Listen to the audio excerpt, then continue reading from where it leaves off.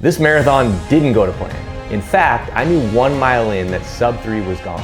But 20 miles later, I found something in myself and a reminder why I keep chasing this distance. At the twilight's last gleam. The Indianapolis Monumental Marathon, flat, fast, perfect weather. 40 degrees at the start, 50 by the finish, the kind of day you dream about as a runner. We're an hour before the race starts. About to walk over there. It's just like a block, so nobody's nervous around here at all. The guy who's undertrained and the pregnant lady do a race. Results to follow. Enjoy your day out there!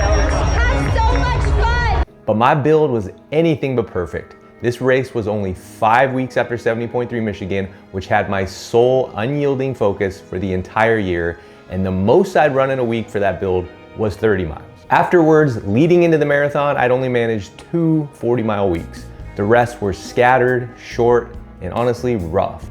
Going in, I knew this was the least prepared I've ever felt for a race. The plan was simple. Try to break 3 hours, go out at 6:55 pace, stay controlled, then close strong.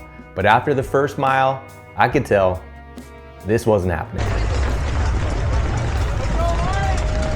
I probably knew it before the first mile, to be honest. Leading up to it, the workouts weren't there. The long runs were a struggle, and during the first few miles of this race, the legs felt like waterlogged carpet rolls swinging from my hips, and I can tell you, that's no way to run 26.2 miles. So I adjusted, aimed for 3:05, the Boston qualifier. Yeah, no. That too started slipping away by mile 6. 10K in, that felt better. Really backing off. Play it safe. For the next 15 miles, I slogged around 7:25 pace. I didn't think about a time goal. I thought about the next race, how I can't wait for a proper marathon build. Well, that was after I thought about quitting 10K in and then thinking, oh, let's just do the half marathon course and I'll live to fight another day. Yes, I had those thoughts, but I'm not that guy. I wasn't injured. I was going to finish even if I had to walk, so I slogged on. 14 miles in, it just turned into survival. We backed the pace down by like 30 seconds a mile. Haven't felt good since mile 4. So we're just thinking towards the future and trying to make it to the finish line today. Oh yeah, and 90% of you guys who watch my videos have not hit subscribe yet, so help me out. We're trying to get to 1,000. Tap that subscribe button.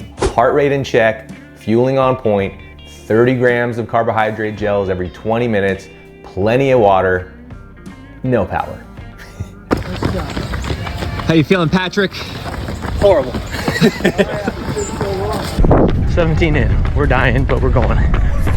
It was frustrating, but that's where I was. I think it was simple, I just didn't have the run volume in the bank. The crowd support and energy on this course is awesome. I will be back for this next year or the year after. It was a hard summer night. At mile 21, I made a deal with myself, just push. Let's see what happened. It didn't feel better, but it didn't feel worse either. So at mile 22, I decided, send it. Dropped the pace by 30 seconds per mile and started passing people. Hundreds of people. Every runner ahead of me became a target. Catch one, find the next one, over and over and over, 100 times, maybe 200, I don't really know. At mile 24, the math said I needed 6:30 pace to grab a Strava PR, which was 3:09. So basically, run my half marathon pace for the last 2 miles of a marathon I've felt like shit in for almost 3 hours. I knew it was insane, but I tried it anyways. YOLO. The legs were turning over, the heart rate was in the 180s, the Nike Alpha flags were sounding like a kick drum from a punk rock band I was in high school and college. You know, thud, thud, thud, thud. Go, Pat! And it worked. Misjudged the distance to the finish line and popped the load a little early down the finishing chute.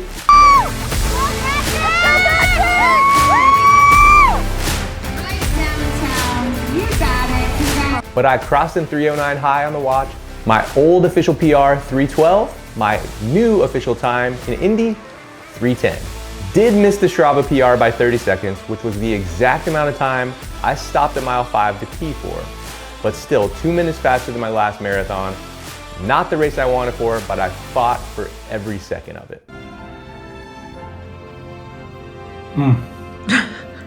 Worth it. Even after having 90 grams of carbs per hour for 3 hours, all sugar, this still tastes fabuloso. Looking back, I probably should not have raced a marathon 5 weeks after a half Ironman. The fatigue was still deep, but sometimes the races that go sideways teach you the most. It reminded me how much the marathon demands respect and how much I love the process. I'm all in on the marathon next year. If you've ever had a race fall apart, you know this feeling. And that's why we do it, to find out what's still left when everything else fades. I'm Patrick. Happy racing. And if you want to see how I'll fix the mistakes from this one, hit subscribe.